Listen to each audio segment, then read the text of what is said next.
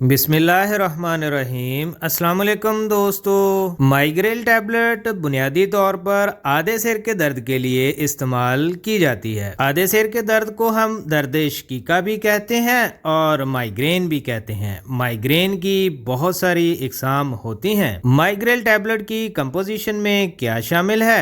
Migraine tablet का mode of action क्या होगा? क्या माइग्रेन टैबलेट प्रेग्नेंट खवातीन इस्तेमाल कर सकती हैं? माइग्रेन टैबलेट की राइट डोज क्या होगी? ये सब कुछ आज की वीडियो में शामिल है। मैं हूं आपका pharmacist doctor A H Mandal and welcome to my YouTube channel. जी तो दोस्तों, माइग्रेन टैबलेट की कंपोजिशन में शामिल है ergotamine 2 mg, cyclizine 50 mg, caffeine 100 mg। Mode of action में इर्गोटामिन दिमाग में मौजूद डायलेटेड ब्लड वेसल के ऊपर मौजूद 5HT1D रिसेप्टर पर एक्ट करके उसको कॉन्ट्रैक्ट करती हैं, जिसकी वजह से दिमाग की सेरिब्रल इस्चेमिक हालत बेहतर हो जाती है और दर्द ठीक होने लगता है। इसी तरह साइक्लिजीन माइग्रेन अटैक की वजह से एक मतली और कै वाली हालत पैदा होती है, तब साइक्लिजीन अपना रोल प्ले करती है। कैफीन एर्गोटामिन के इफेक्ट को मजीद बेहतर करती है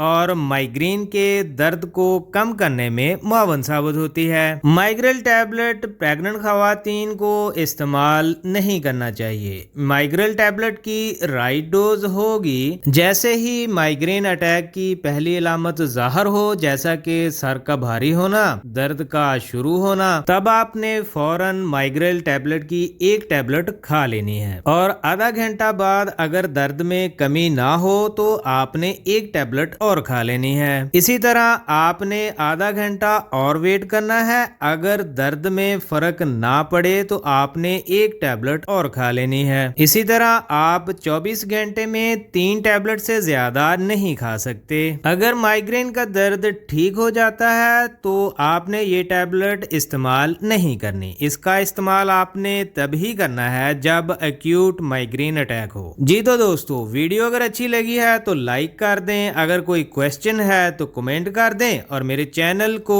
सब्सक्राइब कर दें। अब मिलते हैं नेक्स्ट वीडियो में।